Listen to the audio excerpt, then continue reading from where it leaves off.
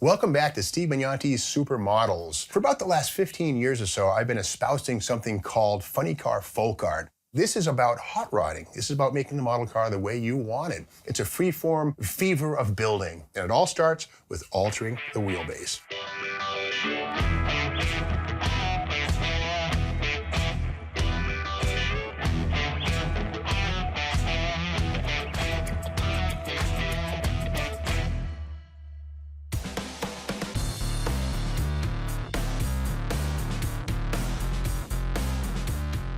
You know, when you build model cars, a lot of folks think you have to go by the instructions, don't deviate, paint the car just like the paint code tells you to do it on the back of the sheet. Well, the reality is, this is about hot rodding. This is about making the model car the way you want it. And funny car folk art kind of takes in elements of gassers, altered wheelbase funny cars, and you blast it together in like a night or a couple of hours. It's not a big deal. No paint, it's a free-form fever of building. Now, here's a couple I've built before. This is a 1971 Mustang funny car folk art, altered the wheelbase, and it's set up so it kind of sits like it's launching off the line. That's one of the things, too, that we'll be doing. Floating front suspension, like the car's in the middle of a wheelie. Another one, of course, is this Buick Wildcat, an AMT model from the 1960s. And with this one, again, I altered the wheelbase, moved the axles forward onto the body, and then instead of the predictable 401 Buick, I added an Allison V16 with some blowers thrown on it. And the beauty of funny car folk art is that there are no rules. You can make these things whatever you want. All you need is a base kit, a donor kit, and a box full of parts and a head full of imagination. On this episode, we're going to take Revelle's 1967 Chevelle SS396 and turn this into a funny car folk art piece. All right, the box is, it's molded in Marina Blue, which is okay. You can start with any color, doesn't really matter. But again, we're not going to paint this. It's really about the having fun and moving things around and using super glue. The interior stuff, the rear suspension, very important. Now, this is a coil spring car. It's a good thing. All right, big block, got the big 396 engine, or is it a 454 or 502? Who knows? It's whatever you want it to be. Revelle does a nice model. They have a great reputation going all the way back to the late 1950s of having steering, suspension, and opening doors, opening trunks, and beyond all that kind of stuff, this model has a great level of detailing, including things like the whole front and rear suspensions are separate items, which is cool. By contrast, some of the other manufacturers, especially back in the 60s, you know, MPC and AMT, they would have had a panel or a plate here with all that stuff molded in. It's kind of hard to build an altered wheelbase car or even an active suspension car doing a wheelie when the axles are molded in. So the Revelle kit is kind of cool because it doesn't have those things. It sets us free to move the suspension, lift the suspension, move it around, and make the car come to life.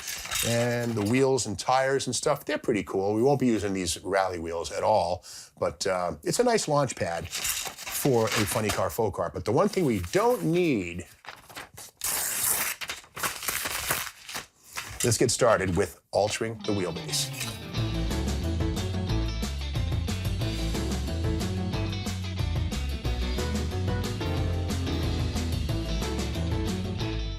Now, the whole thing about altering the wheelbase started in 1965, courtesy of Chrysler Corporation. What they did was take advantage of the NHRA rulebook that forbade the moving of the engine in the chassis. Why would you do that? Well, the more weight you have on the rear tires of the car, the more traction you can get.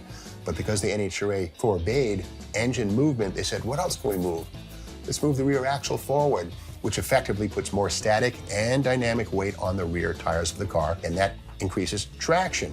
And the idea is that this goes from here to there, and that's altering the wheelbase. And in fact, this is what they did back in the 1960s when Chrysler built their fleet of altered wheelbase cars in 1965. They did this very thing right here. They sliced the rear suspension module free from the body, slid it forward, and filled the area behind it. Simple stuff.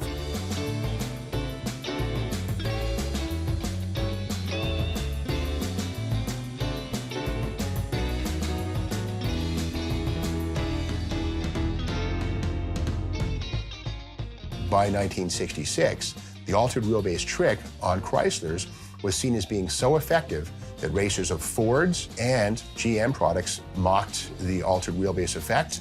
But halfway through '66, Mercury came out with this thing called the Mercury Cyclone Funny Car. which had a tube frame, fiberglass body, and standard wheelbase location, but it was so light and the engine was set back so far that it pretty much outdistanced the Mopar door slammer funny cars, and the writing was on the wall. In fact, today's modern funny car, John Forrest and all those guys, it owes its roots to the 1966 Mercury Cyclone funny car campaign, which owes its roots to the altered wheelbase Mopars of 1965.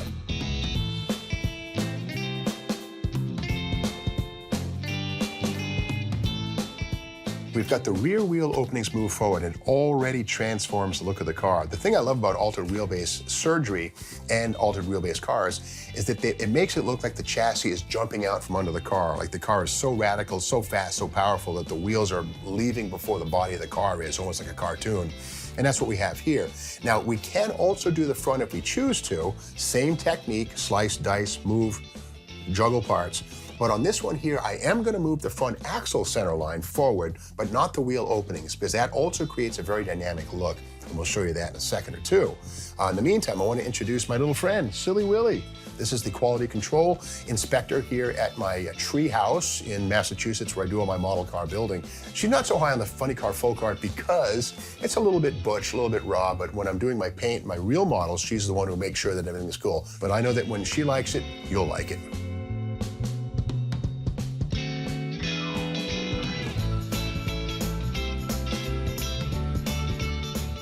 Unlike the 1964 Mopar fleet, which were unit construction cars, which didn't really have a separate frame, the Chevelle is a General Motors A-body, which is a body-on-frame car. So when we alter the wheelbase, we have two jobs, altering the body and altering the chassis.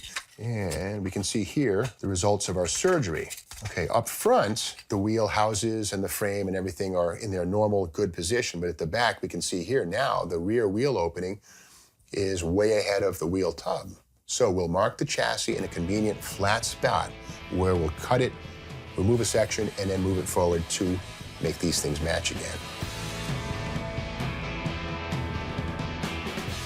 You know, there's a lot of talk about gassers and altered wheelbase cars.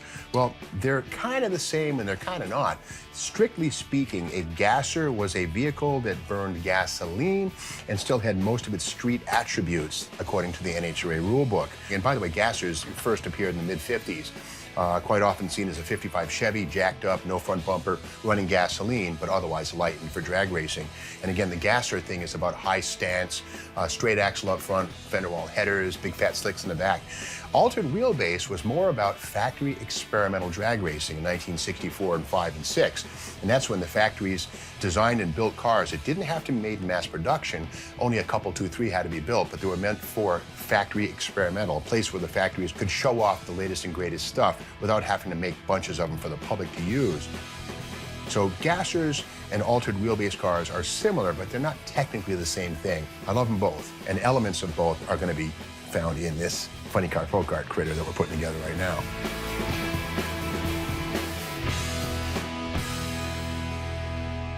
And nice, there it is. Okay, we can see here where the front suspension and the rear suspension are happily aligned. The kick up in the frame where the rear axle goes through is nicely aligned, so we got it. We nailed it. Again, measure once, cut twice. Measure twice, cut once. Okay, now we're gonna trim away the inner front fenders because they're not needed. And what I want to see is the engine or engines, more on that in a second, poking through and the exhaust coming out over the front tires. So we have to get rid of these things and these inner fenders here that are molded into the body of the car. Now on a real Chevelle, these here are black tin. They bolt in, they're not structural. And a lot of guys who have Chevelles can remove these things and you get a nice shot of the engine behind the front tire, kind of sinister looking at night. So we're gonna get rid of these things on the model.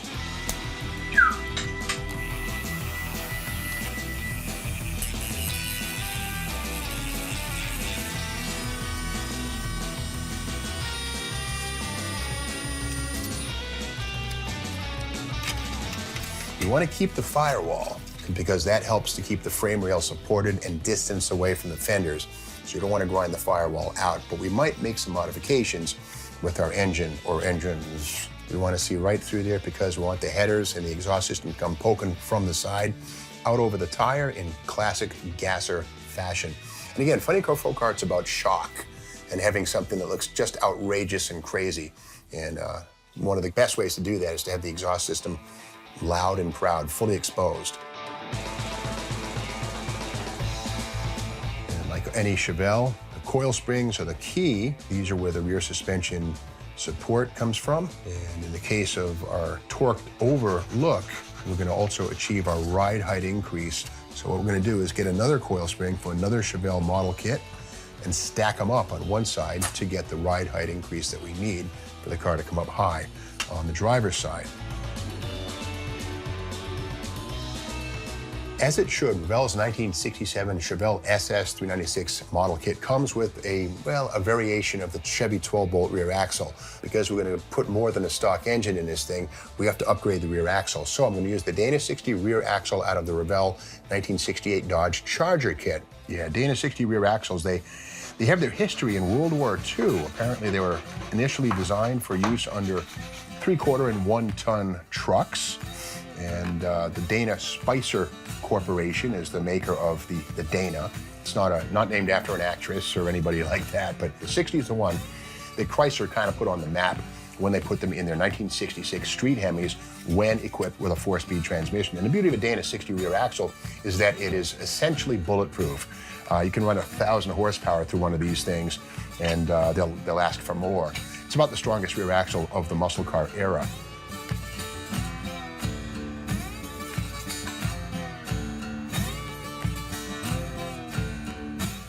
Okay, with the rear suspension pretty much figured out, all I have to do now is create some plastic tabs to bear the weight of the lead and the car, and then we can move on to the front suspension.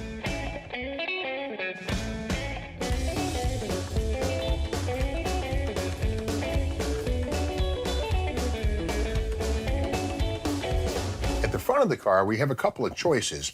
The standard suspension that came in the model is two-stayed, and again, it's not something you would have found in an old-school funny car, so we're going to go straight axle up front. I think what I'll do is I'll grab this one. Not sure what applications it's from, but it's painted silver, so this axle will be the one we're going to use.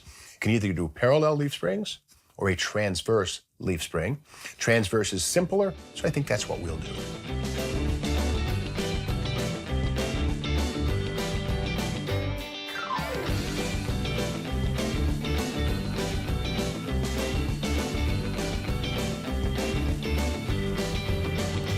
Next move, got to find radius rods to locate the front axle. So to do that, I'm going to raid my round 2 AMT Munsters Coach model release.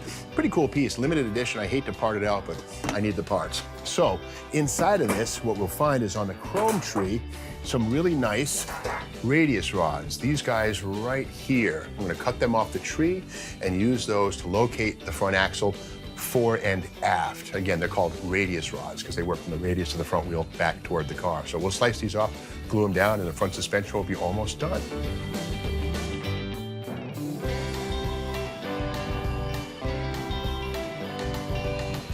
With the front tires located and the rear suspension just tacked in there temporarily, we can see the effect of the altered wheelbase.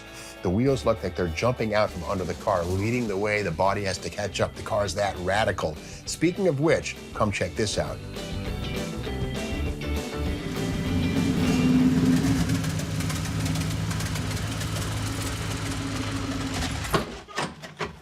This is my 1981 Ford Fairmont. 2-door post. It's boring, it's square, it's a yawn. Or is it?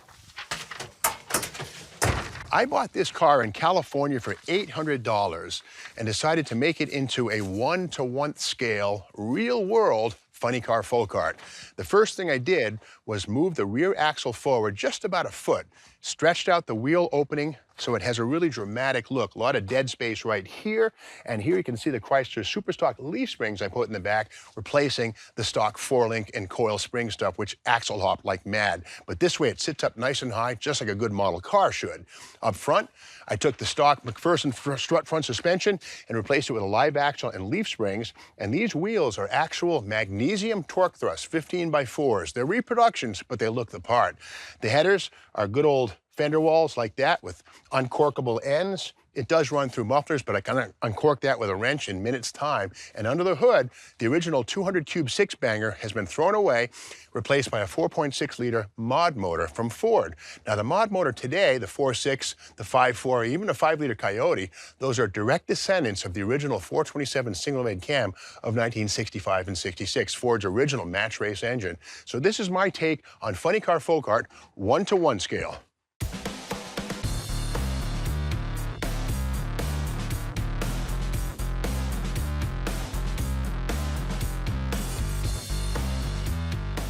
Okay, now it's time to move on to the engine.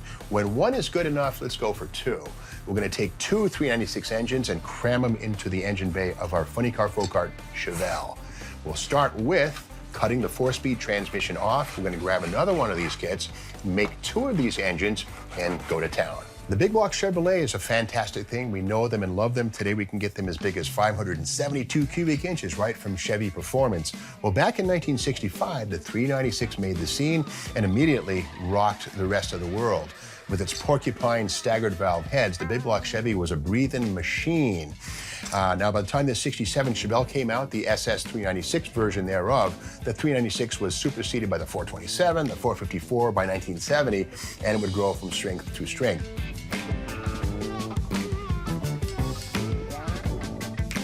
Okay, with the two big blocks bonded together, we have a 792 cubic inch W16.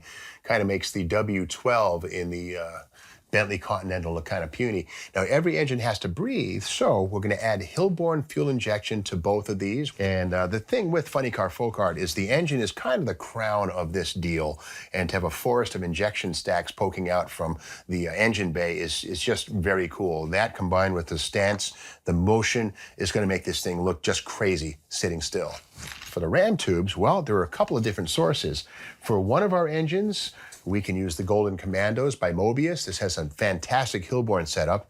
And for the other engine, the AMT by Round 2, GMC Jimmy re-release has a fantastic Hillborn setup. So we have 16 stacks ready to be added to our 792 cubic inch big block Chevy's power plant.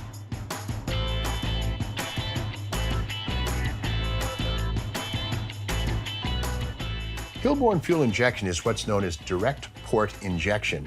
And basically what that is, it does away with any of the intake manifolding or the plenums that you'd find on a carburetor style or a throttle body style fuel injection unit, and instead gives each cylinder a straight shot right down into the intake port of fuel air mixture.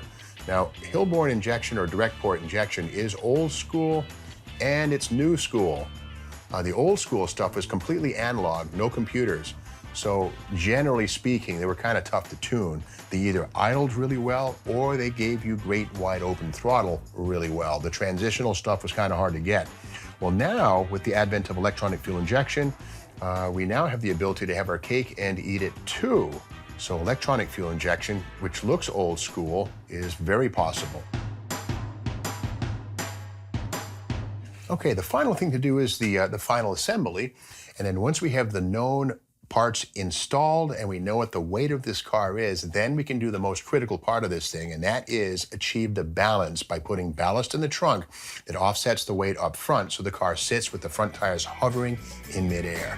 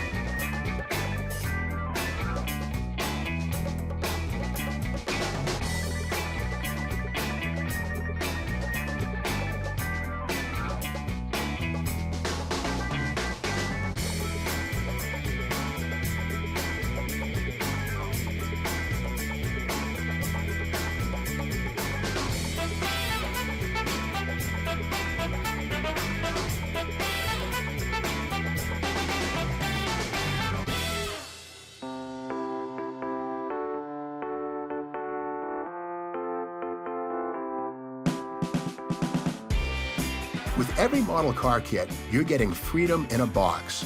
You can choose to follow the instruction sheet and build someone else's vision, or you can choose to make your own decisions and build something that is truly yours, just like hot rodders have been doing since the very beginning.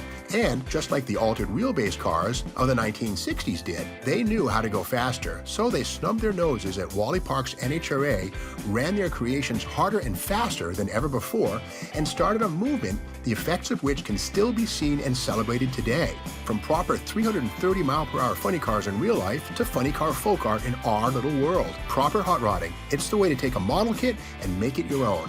Funny car folk art forever.